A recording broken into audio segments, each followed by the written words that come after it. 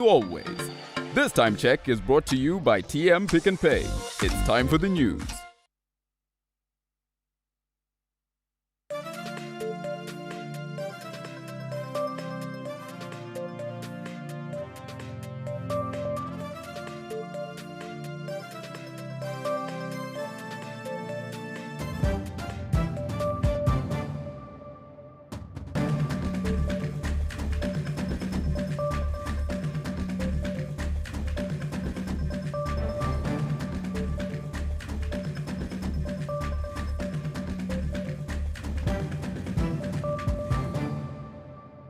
Hello, it's a very good evening. Thank you for joining us. You are watching Sunday Edition live from our Pokatil studios in Highlands, Harare. I am Yvonne Mukondani. We will cross over to our Montreux studios in Bulawayo where Dora Nube is on standby. And I'm Liam Bernard with Peaceway, Shomanyika interpreting the bulletin in sign language. Let's dive into the stories making the headlines tonight. President Emmerson Mnangagwa visits Nanjing Military College in China's Jiangsu province. In this week's Amen African feature, we delve into Steve Biko's life and the contributions to South Africa's liberation. Delights and good music for Zimbabwe agricultural show goers. This coming up in our This and That feature tonight. Sounds interesting, Ian. Yes. And in our sports buzz, Highlanders succumbed to a 2-1 defeat at the hands of Orientals at Babafield. This and more to come, but first, the main news.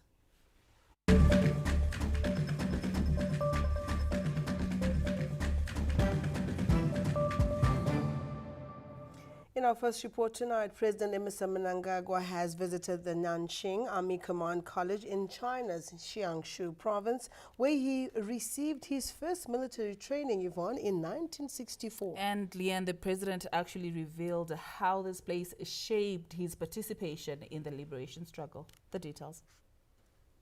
In 1964, when he was 20 years old, President Mnangagwa was trained at this college as he and fellow comrades got ready for the armed revolution. Over 6 decades later, he returned to the place, which he left as a mere trainee, but this time around, he came back now bearing the title of a president. For President Mnangagwa, the visit was a significant one that brought back memories as he reflected on the historic time when he received training. The president expressed his deep appreciation for the role the institution played in training the first group of freedom fighters. I owe my entire military career to this institution. Many other comrades came after. The first group came after. I don't know how to repay you, because it was this institution that trained us and we began armed struggle. But I think we should feel proud that it is this institution that trained the first group of cadres who waged the armed struggle in Rhodesia to bring about Zimbabwe. President Mnangagwa said those who trained with him at Nanjing Military College include Edson Shiriuru, Lawrence Soshe, John Shoniwa, and James Mdavanu. The president expressed his deep appreciation to the college for training him. I was here 62 years ago. None of you were born. So you can see that I'm very ancient. But I've been able to come back again and be interviewed by you people who were born yesterday. Yes, we came here in 1964 when I did my first military training. It was here for about 10 months. And I'm so happy that I've come back again. But of course, at that time, the facilities were different. But it was here. We were only 5 of us. And out of those 5, I'm the only one now surviving.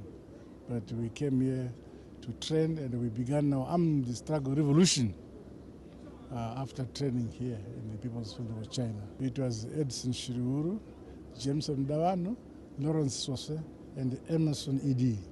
If you look at the number of years that have passed, I wonder why I'm still feeling young. Because I still feel very, very, very young. But if you look at the number of years, none of you of those years, but we were here. And we did our training here. Nanjing Military College Senior Colonel Ma Jiang served as a college. They are proud of how President Mnangagwa, their former student, rose over the years. We are very proud of your achievements because you were trained here 63 years ago.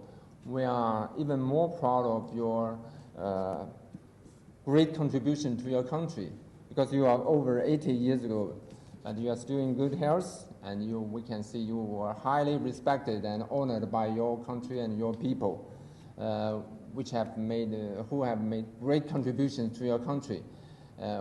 As a mother college, we are very much proud of your achievements and everything you have done for your country.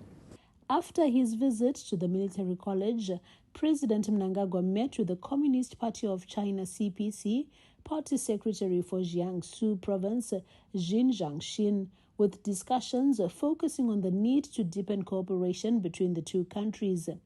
My personal deep desire is that this relationship, which has built over 6 decades, should never fade away under our watch. The current crop of leaders should continue to entrench and strengthen this relationship, which began 6-7 decades before.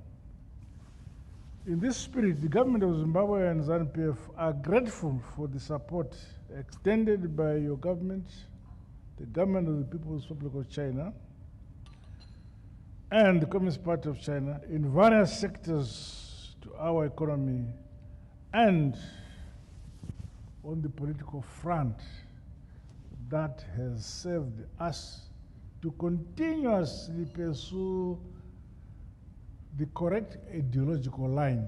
Meanwhile, earlier this Sunday, President Mnangagwa also toured a model rural village, Lutang Village.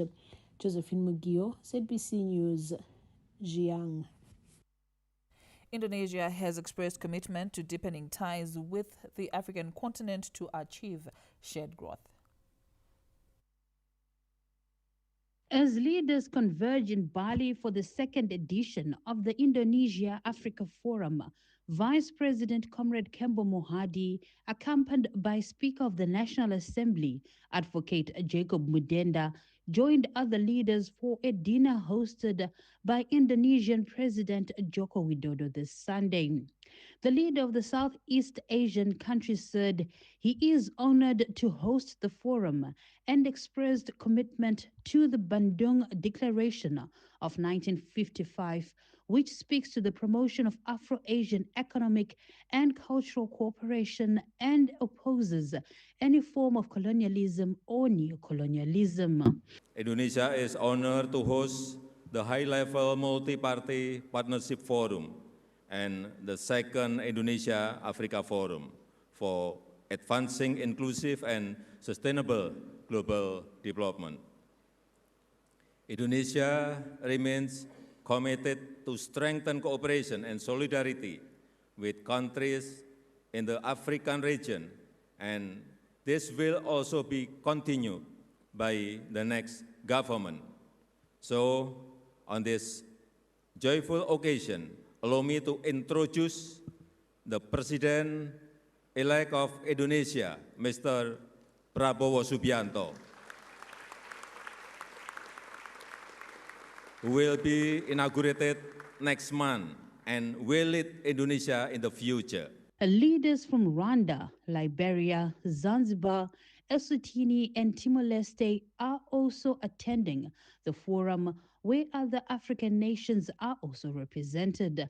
The high-level forum is expected to focus on unlocking sustainable growth, opportunities of digital innovation, nutrition and food security, along with energy transformation, as Indonesia and Africa strive to strengthen collaboration for mutual progress. Olina Andori, ZBC News, Bali.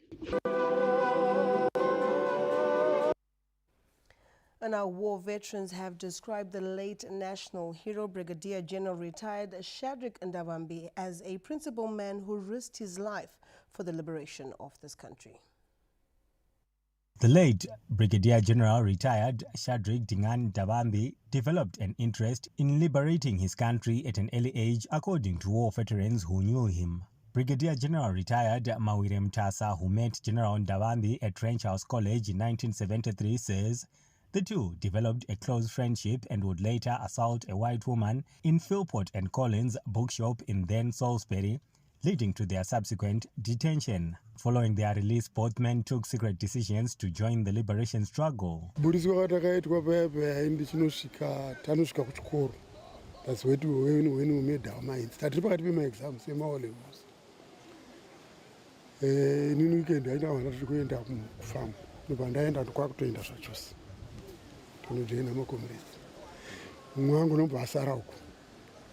Apparently, I can't pass not Bruras could go. No, but Nangani direction in Manica. Saka eventually, when I met him, I end up and crosser. Wakanudzorwa kamarada vadzoka kechi2 ndipo vakazonodzoka nekwatangwena ndipo vazonosangana nakomuredi mugabe ndibva vaenda vakadai saka ini ndakazopareta Tete province muno 74, 5, 6 after the time ndibva ndazoenda kutraining. Ndakubva kutraining tichienda kuchimoyo kuti ndiende kugaza. Kwandasvika kuchimoyo ndibva ndasangana naShadi. Comrade Shadi anga ari kutobva kufura ndakuwara. Saka anga ari abva kutreatment. Anga anani zvake but anga asita kudzokera kufront. Chibva tangopesana kuti mandaenda kugaza hondo yapera after independence patakazosangana futi. ZANU-PF War Veterans League National Secretary for Administration, Comrade Richard Chirongwe, met the late General Ndabambi in Mozambique and fondly remembers him as a well-organized cadre. Ndakatanga kumuziya ndapazhunda muMozambique kudhuze nekuchimoyo chimoyo yaichinzi Viraperi.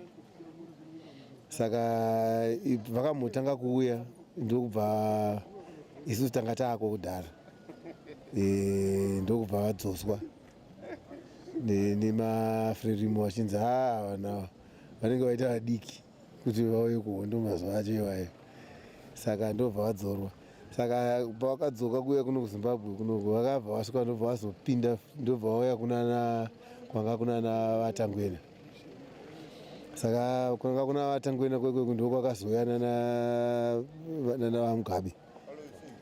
Saka vakazodzoka futi vava nana vaMugabe manje. Saka havana kuzorambidzwa kudzoswa sezvavakazobetwa sepakutanga. Saka ndipo paakazouya ndobva azopinda mukambani yedu isusu ndomaakanga ari yedu yainzi kambani D.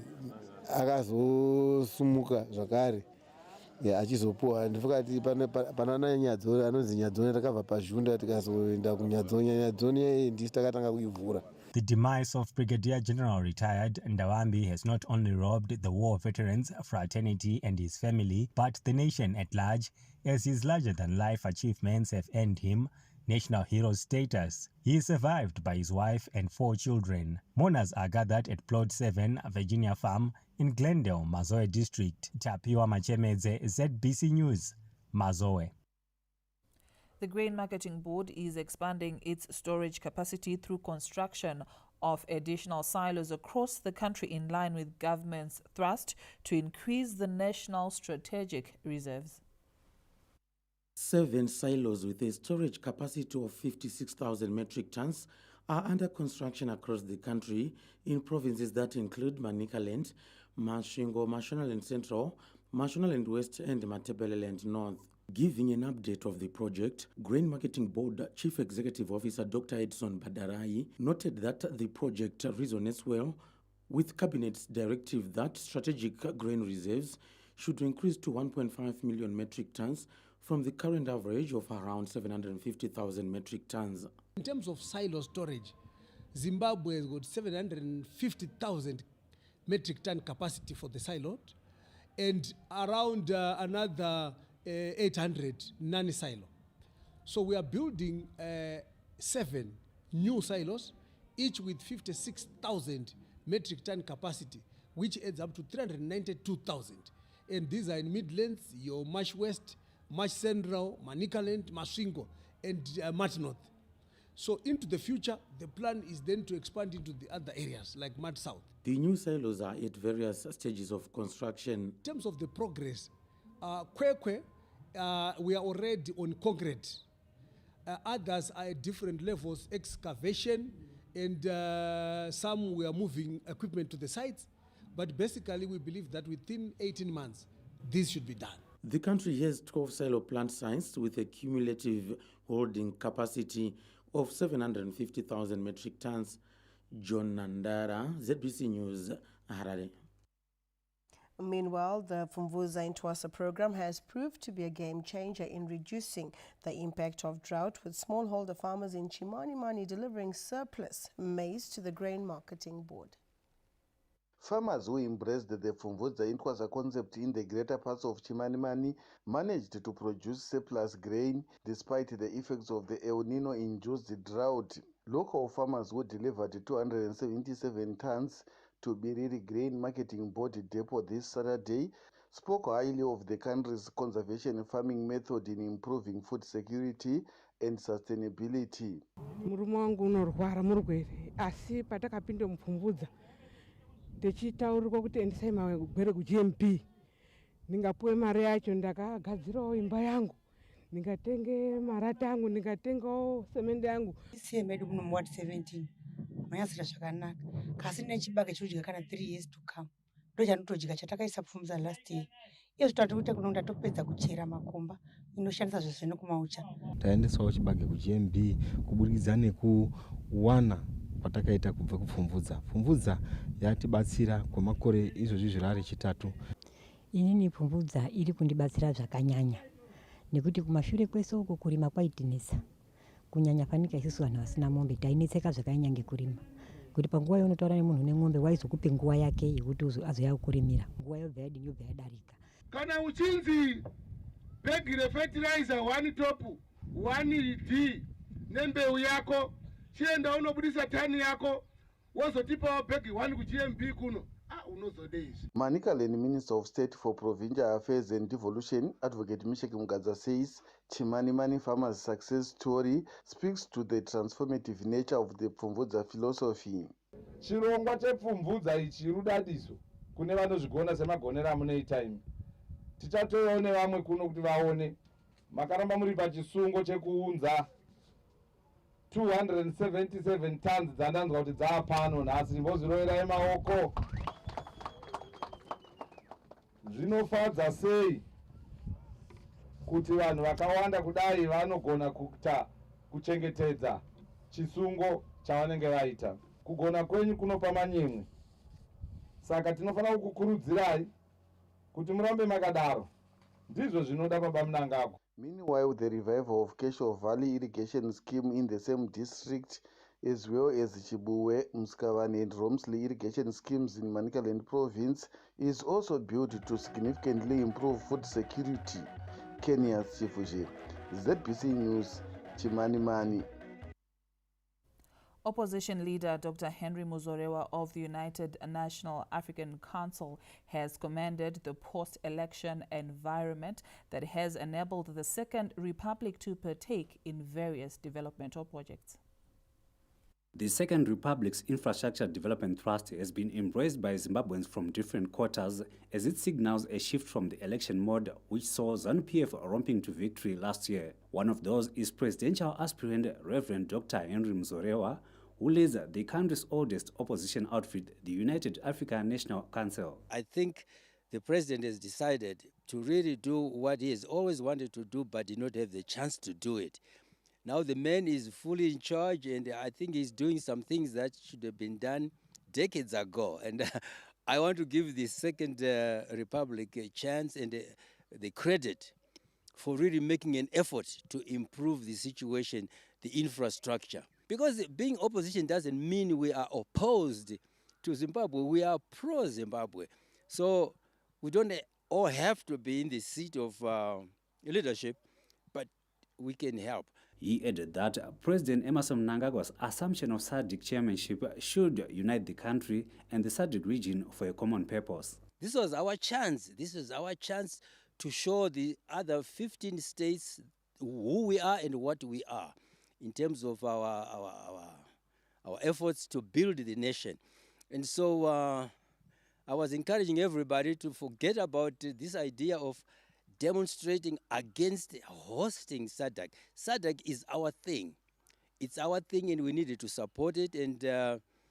And so I think it went well. Dr. Muzorewa was one of the 11 presidential candidates during last year's elections and will be seeking to recalibrate his party for the 2028 general elections. Wellington Makonese, ZBC News, Harare. Life will never be the same again for women under the STI Widows Association after they embraced developmental projects rolled out by the First Lady, Dr. Auxilia Mnangagwa. Tamuka Charakupa reports. From just 3 boar goats in June to a flock of over 26 goats, the formerly vulnerable group is now gainfully empowered.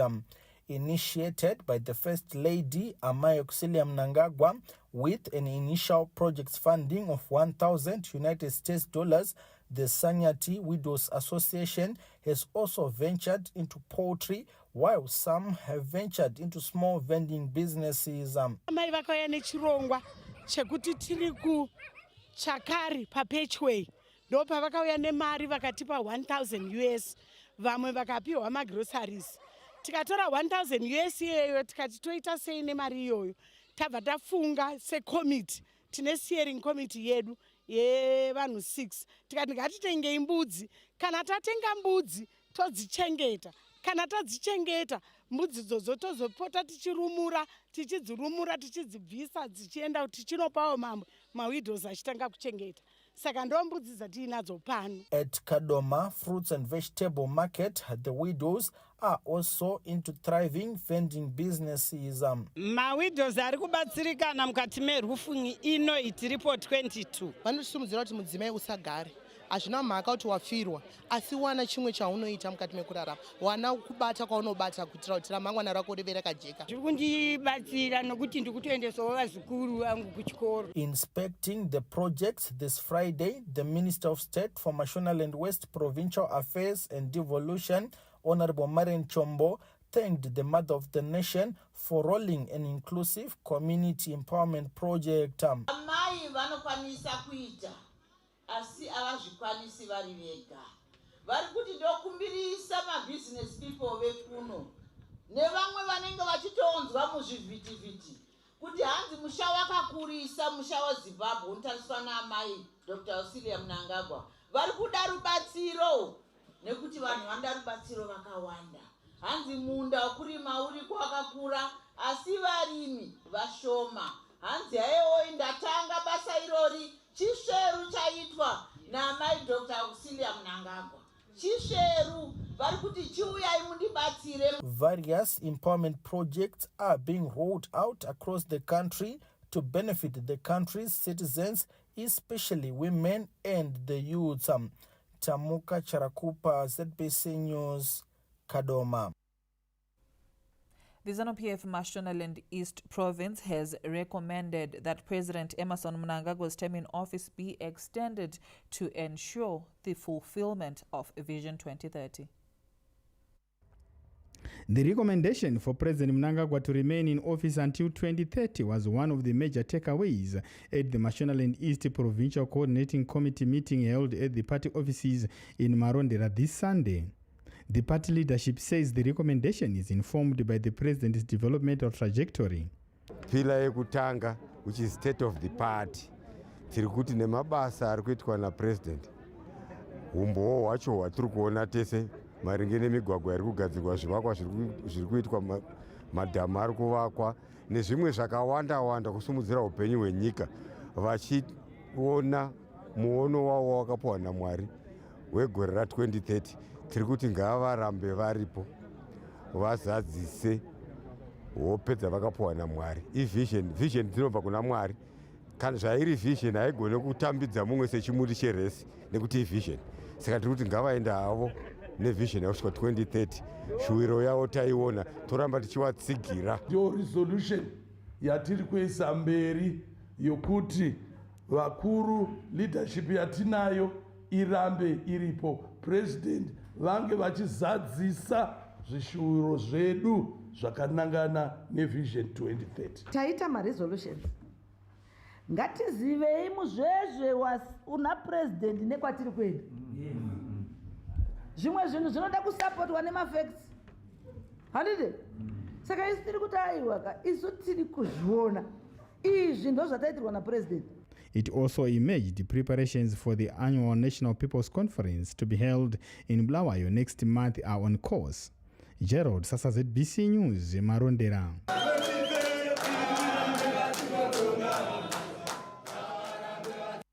From Harare, it's time to cross over to our Montreux studio where Dora Ngwe is on standby to take us on. Dora, beautiful evening. It's over to you.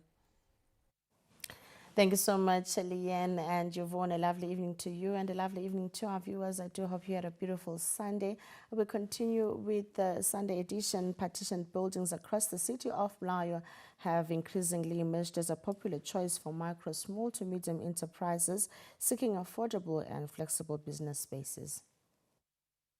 The trend has been attributed to the affordability and flexibility offered by partition buildings, which have become a popular choice for entrepreneurs seeking a smaller footprint. Many micro-business owners cite the flexibility and cost-effectiveness of partition buildings as key factors driving their decision to set up shop in the spaces. As a small business, you have a small capital, you are able to pay the rentals because are affordable compared to a bigger shop, which is more expensive than your business. So if a shop is a town, nile rich, target market is wide. Simaslapa a town, there is no credit, it is cash and carry, so it moves faster. And then rotation it comes easier. And Lapa a town is a central business, like umuntu wonke uyangenwa uyabuya. Ebola SMEs program coordinator, Mr. Nketa Dlamini, noted that the increase in micro-business retailers occupying partition buildings is a positive indicator for the sector. It actually points a picture to say this is the direction which we are taking. These people are finding space. These people have been operating somewhere else. Some are in the open, some are actually doing what was namely what we call cottage industries. So it might not, from a mathematical point of view, point to an increment, but maybe it might point to an increment in maybe better type of accommodation, better type of space. Economist Dr. Lifa Maposa emphasized the potential for government to capitalize on this trend. Probably is an opportunity for the government, ZIMRA for example, to then enforce the various taxes that they would want to levy on businesses. It's also an opportunity for the town councils, the city councils, to also probably now enforce the necessary registrations that are required for anyone to operate a business. The MSME sector continues to be a key pillar for economic growth and employment creation, contributing over 50% to the national gross domestic product. Elandamo, ZBC News, Bulawayo. The smallholder farming community in Mount Darwin has received a drought relief boost after the distribution of minimal to vulnerable persons as part of government's drought mitigation measures. Smallholder farmers in the Chesa area of Mount Darwin are used to practicing sustainable agriculture but have not been spared from effects of the El Nino-induced drought this year. The community received drought relief after the distribution of meal to 500 of the most vulnerable members of the community by Area Senator James Makamba this Saturday.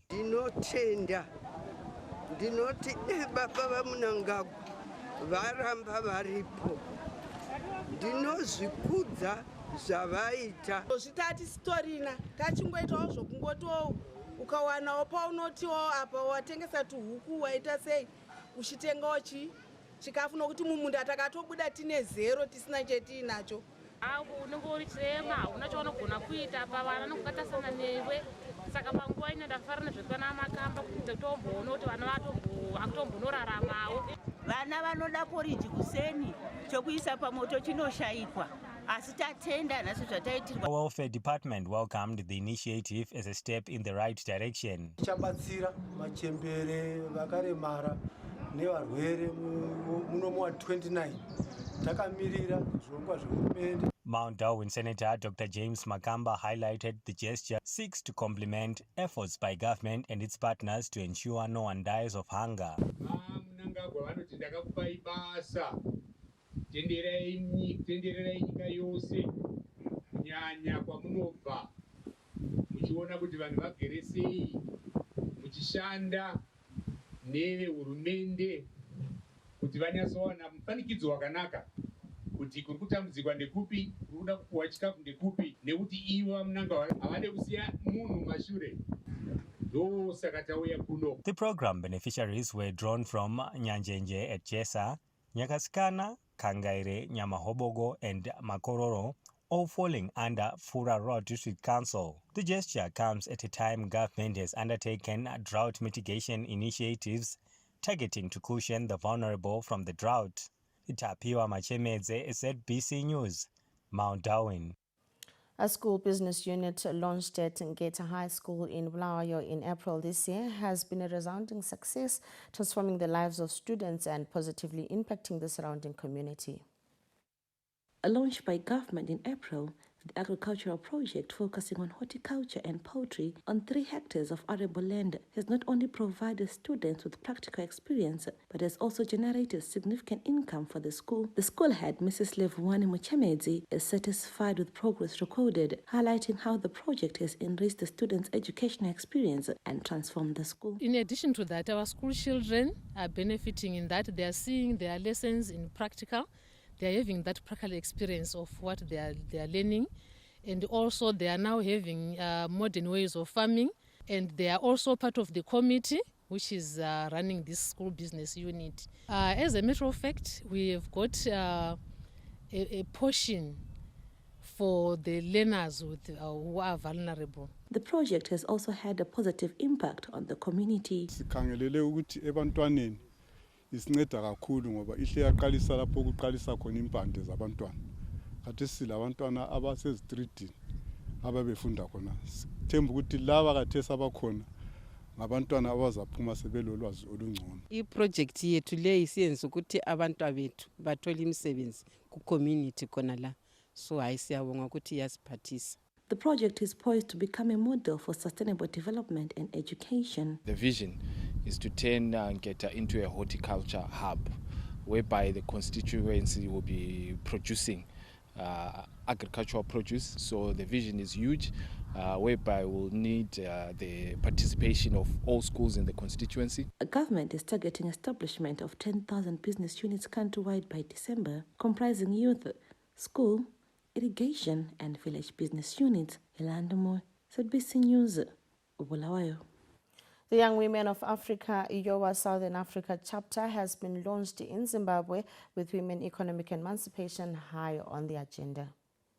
The regional women organization launched in Harare this Thursday seeks to bring together young women of Africa from different liberation movements to strategize on the economic emancipation of women. Participants at the launch hailed the initiative for considering women in regional empowerment programs. We are not saying that we want to be the same as men, no, but we want our voice to be heard. We don't want equality. We want equity. There's so many brainiacs in this circle, and I think everybody's learning from each other, and those ideas can be channeled to other young women. I got an opportunity to also see what other young women are doing in the continent, because sometimes as a young woman, you are just consumed by your own trouble and your own issues and challenges that we are facing on the ground.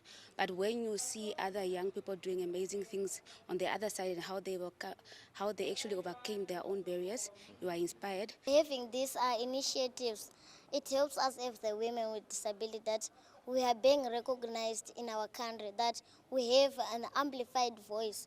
We are sharing our different initiatives, not only challenges that we are sharing here, but from different countries, that how can we elaborate that? It also emerged the Young Women of Africa focuses on ending gender-based violence, gender inequality, and women cross-border trafficking. We felt it is correct for us to come to Zimbabwe, where SADC is being chaired, where our leaders and heads of presidents have been, and heads of countries, the presidents have been, to come and discuss what do we do to address the issues that confront us as young women. That is sexual violation, human trafficking, cross-border migration, unsafe cross-border migration among young women. Lathi sasesikhethwa ukuthi sanelisa ukuthi sihlanganise siqoqe omama abavela kuningizimu yase-Afrika khonokho kuphela kuyasenza lathi siziqhenye sizigqaje ngoba siyalinanzelela ukuthi ngabantu abanelisa endaweni ezitshiyeneyo, abanye baqeqeshile, abanye ngosomabhizimusi, abanye ngosikhwicamfundo, kodwa bonke bona laba sihlangene. Vice President of the Pan-African Women's Organization Southern Africa region, Honorable Vatavile Nkamini, encouraged African women to safeguard the gains of the liberation struggles fought across the region and embrace economic empowerment initiatives undertaken by continental leaders. We have to mentor them, and we have to also make them understand issues of power and gender relations. And they must understand what a patriarchy is, so that they are able to fight for their issues. But one other issue that is important, when we fight as women, we're not just fighting men, we're fighting a system that is rooted amongst our societies, amongst communities. Representatives from Botswana, South Africa, Angola, Zambia, Lesotho, and Zimbabwe attended the launch of the Regional Women Initiative. Tarema Duyu, ZBC News, Harare. We'll now take a look at the segment I'm in African.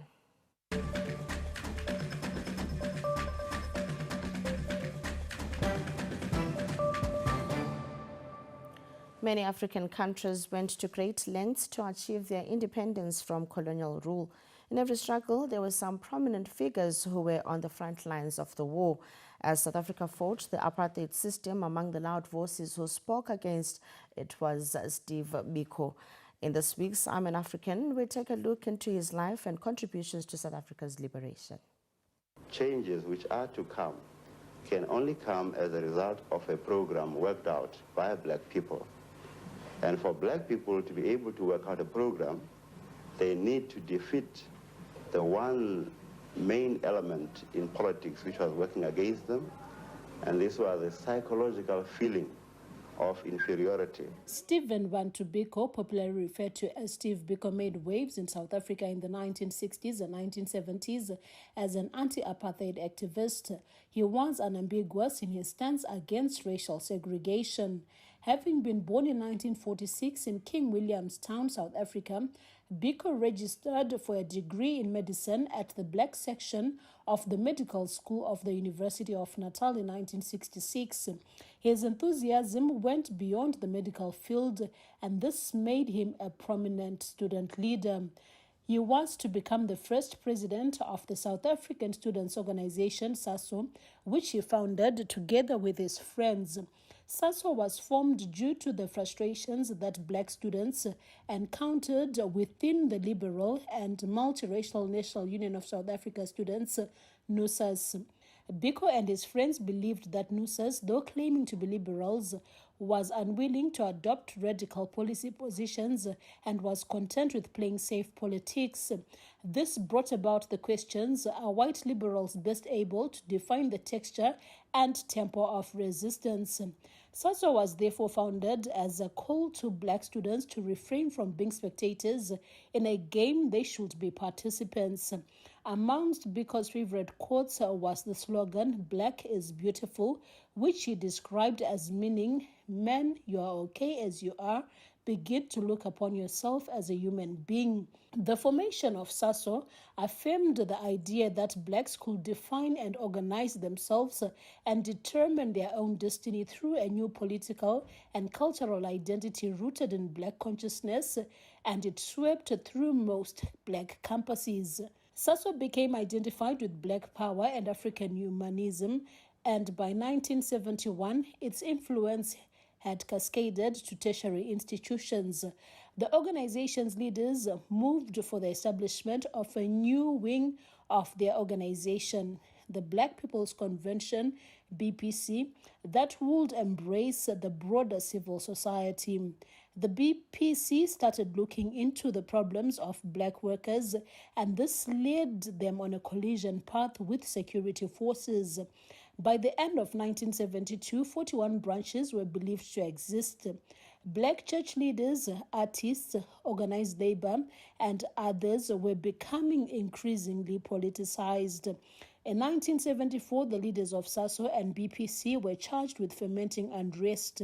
They were convicted, and their conviction strengthened the Black Consciousness Movement, and this saw the formation of the South African Students' Movement, SASM. The organization played a key role in the Students' Uprising of 1976. Upon the formation of the Black People's Convention, Biko was expelled from medical school and he would later study law.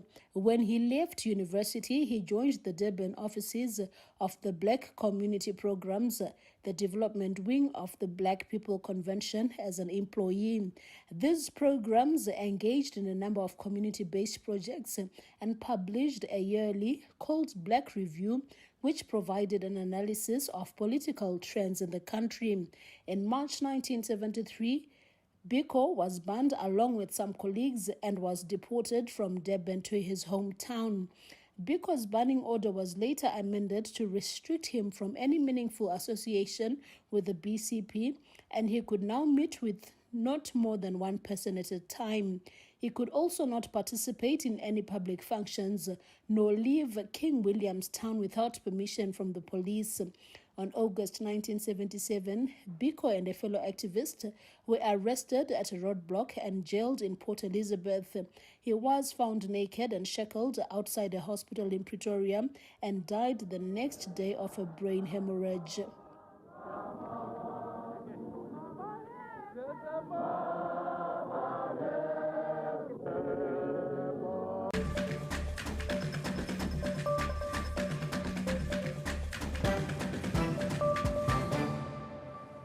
Indeed, the celebrated icon Steve Biko's legacy lives on in Southern Africa and the rest of the world.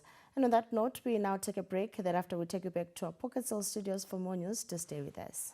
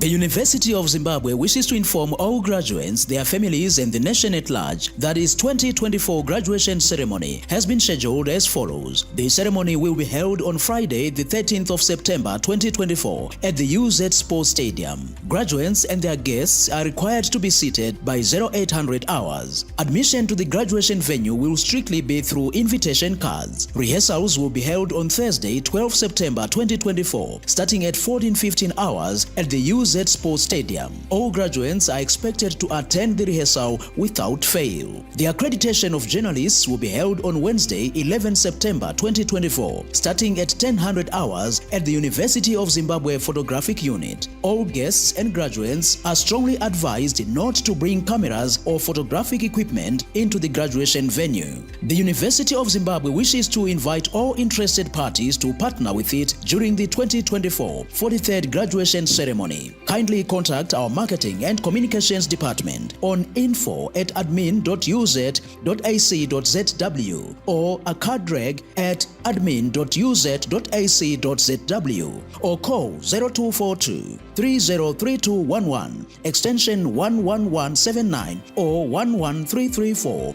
or 11155. The University of Zimbabwe, educating to change lives.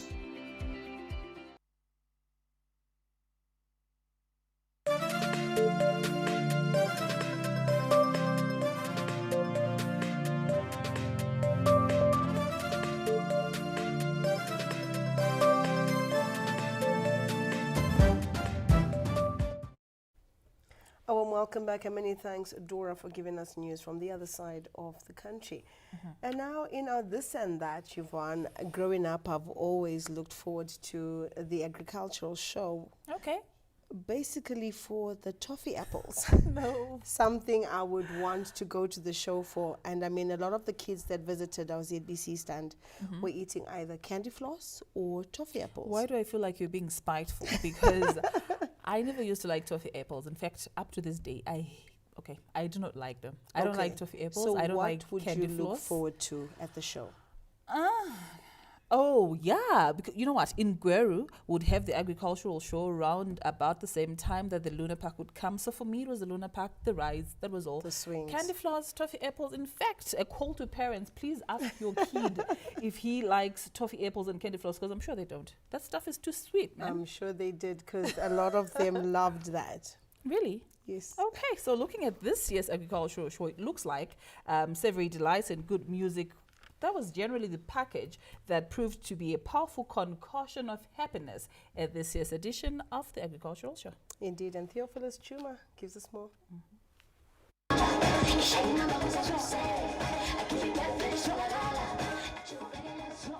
hypnotic effect of music, mesmerizing the young and the elderly.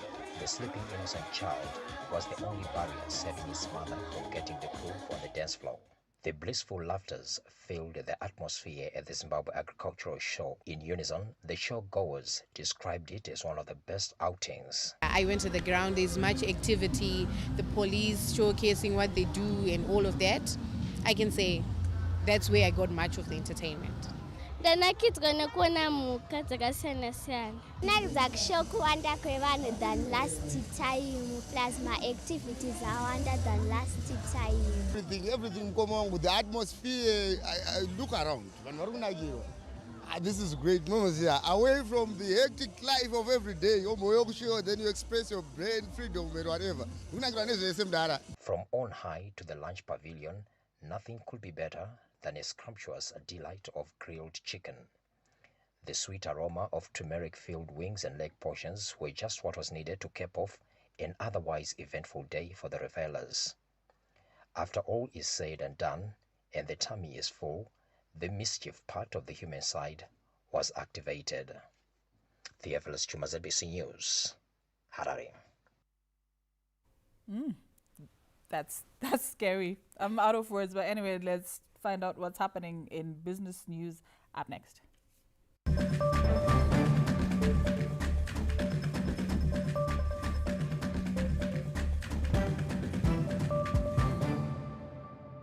Zimbabwe's banking sector continues to support funding requirements of the economy, with loans to productive sectors accounting for over 67% of lending during the first 6 months of the year. Information contained in the mid-term monetary policy review statement shows that credit to the private sector was mainly channeled to households, manufacturing, agriculture, and distribution. The mining sector, riding on massive investments, was also a key beneficiary of total loans during the period under review. As at the 30th of June, total banking sector loans and advances amounted to more than 27 billion Zimbabwe gold. The data indicates that the pace of lending by banks in the domestic currency increased sharply after the introduction of the ZIG. Most banks continue to adopt a tighter or cautious approach on lending, a move that has also created challenges to those in need of funds. Proposals by Industry and Commerce, however, showed that there is need for the banking sector to relax part of their lending conditions to stimulate production. The central bank has assured the public that it will continue to monitor the stable economic conditions in an effort to ease the cost of borrowings and create certainty in the financial markets. Stanley James, ZBC News, Harare. And that's a cap in Sunbiz. It's time for our science and technology feature. Up next.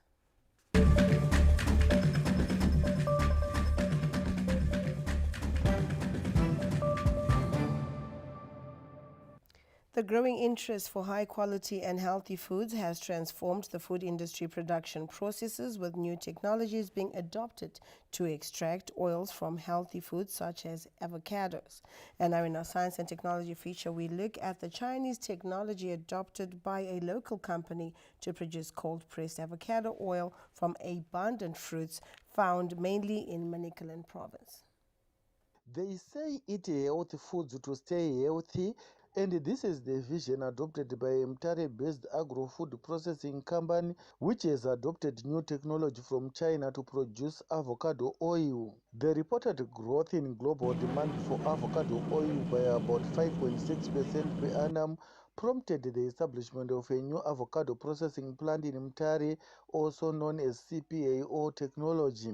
The plant has capacity to process 105 to 160 tons of raw fruit per day to produce organic extra virgin avocado oil and extra virgin conventional oil. The fruit is received into the wash bay area. In the wash bay area, it's agitated with air and water. The dirt is knocked off that fruit. That fruit then goes into a hammer mill, which essentially removes the seed and the skin, and we're actually extracting the oil currently from the pulp.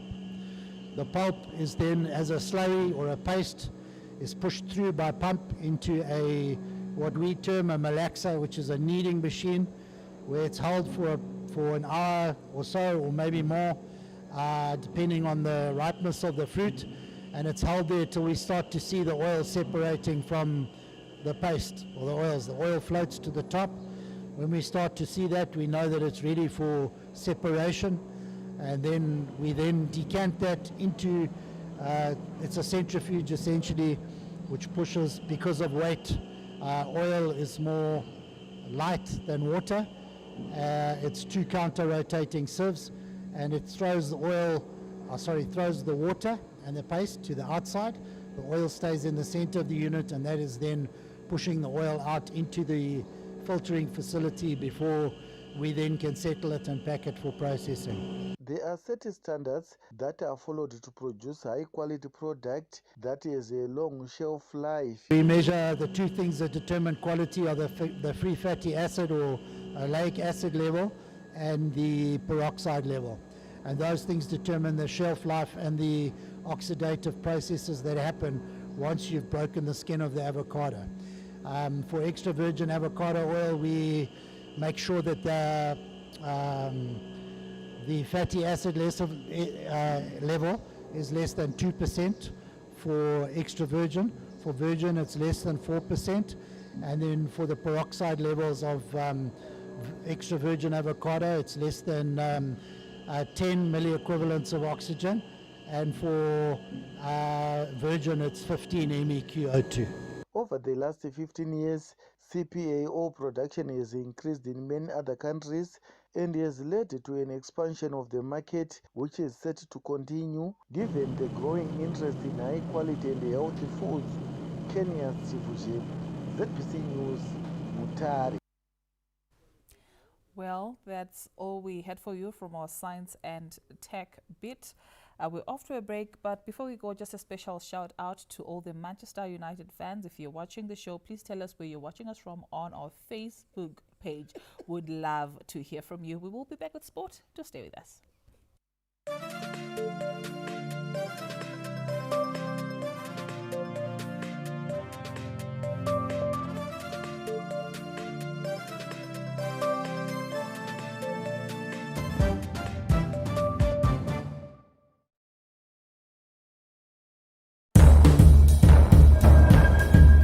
Attention, travel and tourism industry professionals, get ready for the Sanganai Hlanganani 2024 Africa's premier business exchange happening September 12th to the 14th in Bulawayo at the ZITF grounds. Over 400 exhibitors and over 100 international buyers media across the globe will interface at the 17th edition of Sanganai Hlanganani World Tourism Expo. Never take a chance to be left out to expose your business to the world. Take advantage of the networking platforms.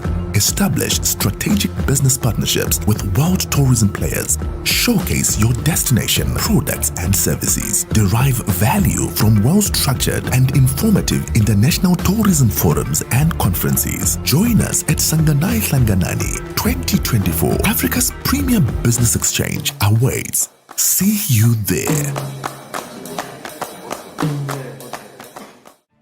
When I started out, life was tough. The borehole was far from our home, but we had no other choice. Although it was hard, I learned I was not alone. The other women supported me. They helped make the burden a little lighter. But I was determined to build a better life for my family. I started my own small business. We moved to a better house, and slowly, very slowly, life got better. Today, my business is thriving, and I'm able to provide for my family. What we experienced made us who we are today. And I'm grateful for the friends who are there for me. After all, we all need a friend. Zimgold, your trusted friend.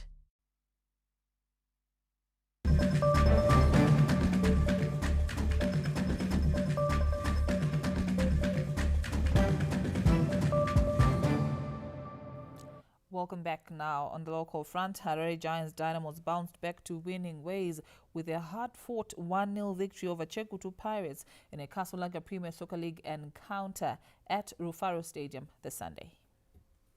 After a goalless first half, Ghanaian forward Frederick Alex scored the decisive goal in the 51st minute, handling Dynamos at their first win since their 1-0 triumph over Wange. The victory breaks a string of draws for Dimbari in the local league. The win is a welcome relief for Dynamos, who had been struggling to find their footing in recent matches. In other matches, Highland suffered a surprise 2-1 loss at home to Urentals, while Wange secured a narrow 1-0 win over Chicken Inn. Meanwhile, the match between Manika Diamonds and Arano Movers was postponed due to the passing on of Manika Diamonds team medic Morgan Ashala. The fixture will be rescheduled at a later date. Anna Shemurombedzi, ZBC News, Harare. Scotland edged Trojan Stars 1-0 in a Northern Region Division 1 League match day 25 encounter played at the Hart Stadium today. A sea of Scotland fans clubbed in their team's colours packed the Hart Stadium, creating an electric atmosphere. The crowd's energy was palpable, and Scotland responded with a dominant performance, securing a 1-0 win. Dan Van Kamba's 17th minute strike sent the Scotland faithfuls into delirium, with his solitary goal securing 3 points for the ambitious club. Bakamba has now haunted Trojan Stars twice this season after scoring a brace in the reverse fixture. With this victory, Scotland moved to 50 points, just 4 behind log leaders Moors. The result will boost their confidence as they push for the top spot. In other matches, Agama drew 1-0 with Zambezi, Mangura lost 1-0 to Bangat United, while Ngezi under-19 fell 2-1 to Palm. Norton Community and Chinoi Stars shared the spoils in a 1-0 draw. Anna Shemurombedzi, ZBC News, Harare. Talent scouts have set their sights on the Makweva community in Rishavane to identify untapped talent under an initiative expected to benefit at least 200 young people from the area. Budding footballers and netballers from Makweva area of Rishavane logged on at Makweva Primary School this Friday in a sports tournament tailor-made to unearth rural talent. The initiative also sought to promote awareness on the dangers of drug and substance abuse and give budding sportspersons an opportunity to showcase their talent in front of scouts. Inotibatsira isusu kunyanyanyanya vechidiki zvatiri tinowana nguva yekutandarawo hatizofunge zvinhu zvakawanda zvakaita sekuba. Unotibetsera kuti simudzira ezvinoisa takutambira kuligi. Organizer and sponsor of the tournament, Mr. Charles Kunjani, underscored the importance of ensuring young people are involved in sporting activities. So soka inotibatsira kuti tibatane zvese nenetball and also kuti vanhu vagare vari fit to keep them busy so that they have to go away from drugs. Warriors legend and scouter Moses Chunga, who graced the occasion, was impressed by the level of commitment exuded by participants at the event. As known say, idleness breeds mischief. Saka toda kuvatinda ngavarambe vakadaro isu tichiuya tichisapota mukuidentify or kuscouta talent. The gala was characterized by various sporting and cultural activities to suit the tastes of different people who converged to showcase their sporting skills. Karajushe, ZBC News, Sishavane. Well, that's a cap in Sports Buzz. You never walk alone. Showbiz coming up next.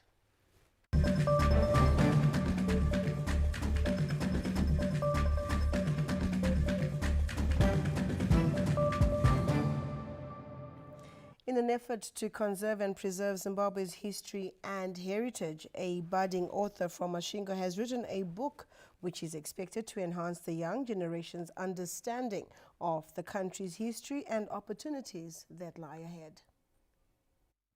30-year-old Pearson Farai from Masvingo is the proud author of a book titled The Zim's Legacy. The book chronicles Zimbabwe's history before and after independence with a dream to inspire youths to have a sense of belonging and patriotism. Tisuwe nevenyika tinonyora nhoroondo ende nyika ichivakwa nevene vayo. Nhoroondo yacho pakuvakwa kwenyika inenge ichinyorwa nevene vayo. You know, I'm still a very young person. Zvimwe zvezvinhu zvandakatonyora mubhuku umu ndandisipo, but zvakatonditorera nguva and also research kuti ndione kuti zveshuwa zvinhu zvandinoda kunyora izvezvi ndezvechokwadi uye zvichatungamirirawo magenerations to come kuti vange vachirelya patriotically on the history of Zimbabwe. The book will also be available online.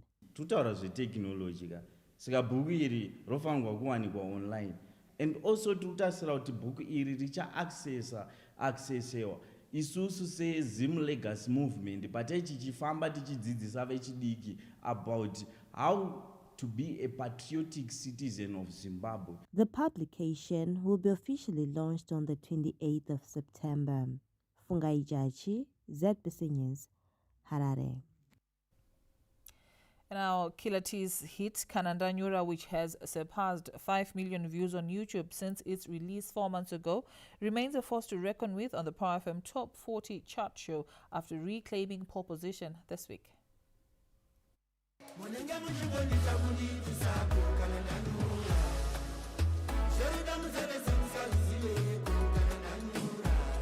It appears Killer T has created a masterpiece this year with his track Kanandanyura as the song keeps finding its way to the top of the Power FM Top 40 chart show. New entries this week including Enzo Aisha's latest offering, Masawira, which claimed position 17, and Snow Love by K98 featuring Holly 10, which sat on number 19.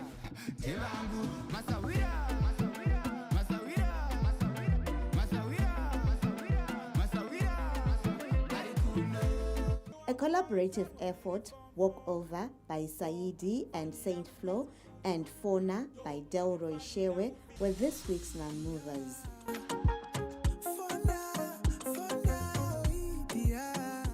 Personally by Tammy Moyo and Jagera by Nati O, Freeman and Master Edge moved 7 places up the ladder to claim position 13 and 14 on the chart show.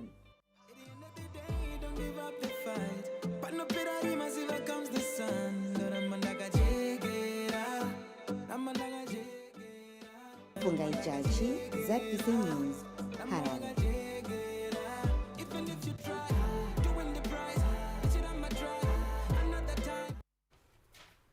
Well, that's a wrap on the Sunday edition. From myself, Liam Bernard, Yvonne Mukandani, Peace Visual Monika, as well as Dora Ngube from our Montrose Studios. Good night. Good night.